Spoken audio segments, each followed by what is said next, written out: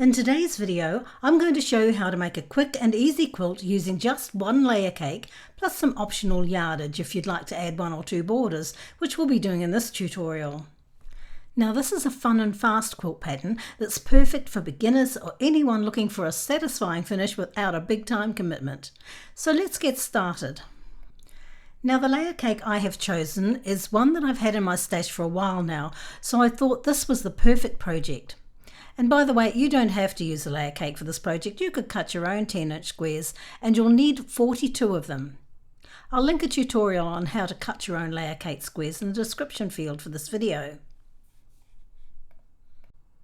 So the first thing I'm going to do is take one of the layer cake squares and I'm going to pop it onto my rotating mat. Now you don't need one of these mats, but it does make the process a whole lot easier. Now I'm going to take my ruler and place it on one side of the layer cake along the 2-inch mark, and I'm going to cut. And then I'm going to spin my mat around to the other side and line up my ruler again against the 2-inch mark and cut. And now that I have them cut, I'm going to set those 2 pieces aside and turn my mat around again and line up my ruler on the 2-inch mark and cut. And I'll repeat that on the other side. So what you should have now is a square in the middle that measures 6 inches by 6 inches and 4 pieces that are 2 inches wide. Keep in mind that you can cut the strip pieces wider or narrower if you prefer. I personally like the look of the 2-inch width, but 2 1/4 can also work nicely. And now I'm going to go ahead and repeat the process with all of the remaining layer cake squares that I have here. And to speed up this cutting process, you can stack your layer cakes. I generally like to stack maybe 4 or 5 at a time. I try not to cut too many layers at once, as the fabric can shift out of alignment and you can end up with unevenly cut pieces. And here's just another little tip. Now when you have a lot of fabric to cut and you're using the same line on your ruler over and over, just add a bit of painter's tape to the ruler.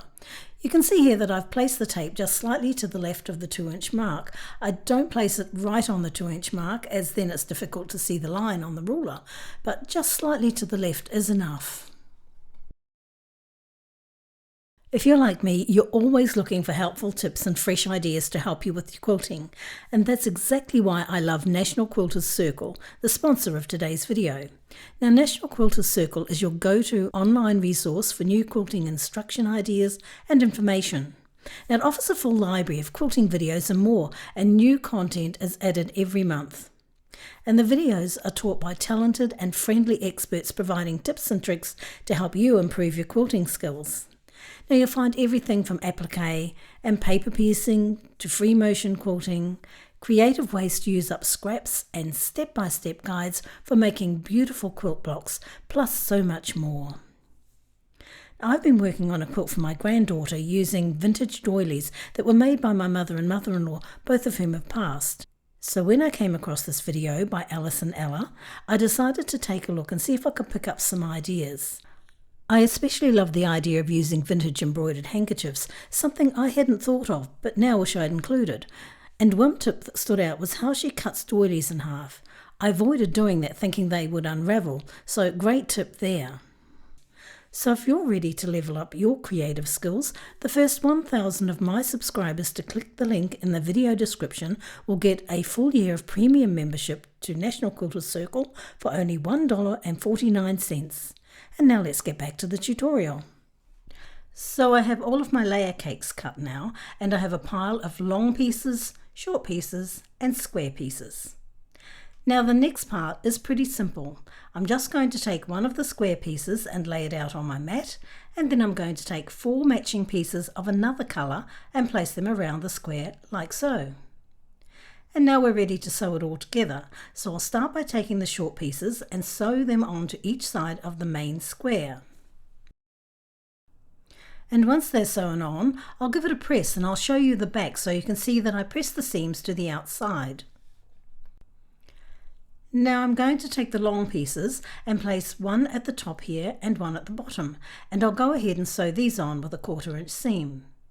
And you can see here that we're going to have some overhang here, but we'll be trimming those off in the next step. So I've sewn the long pieces on, and before I press, I'm going to trim these pieces.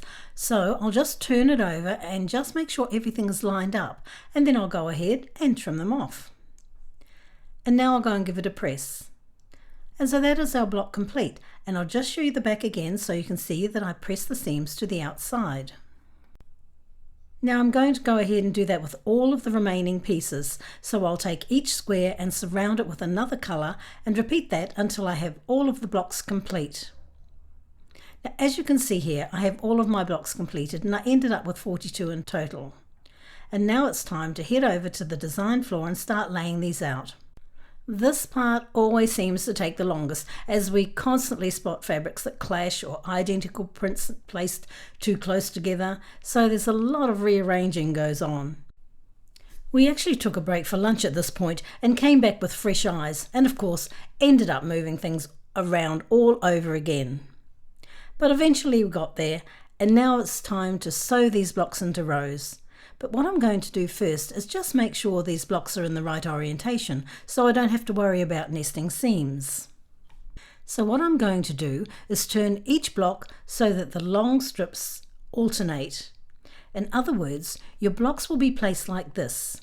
The first block will have the long pieces running horizontally, and the second block vertically, the third block horizontally, and so on, alternating like this throughout the quilt.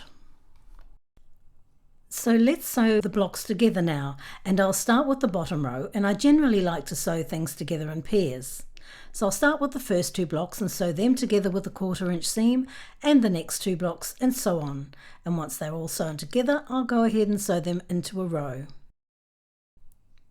So I have my rows completed, and now I'm going to join the rows together. But before I do, I just want to show you how I press the seams that I just sewed.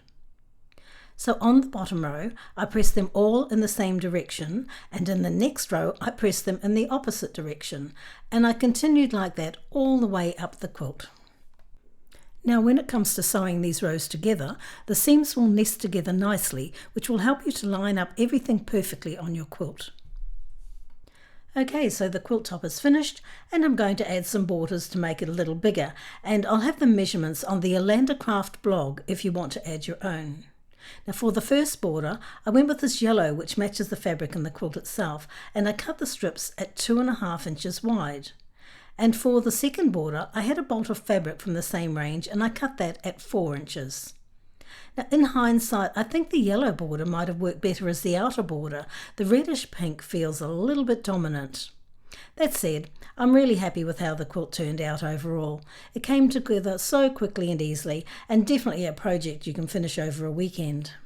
Now if you've enjoyed this tutorial, here's another one that you might like to watch. Now don't forget to subscribe, because then you'll get to see lots more tutorials.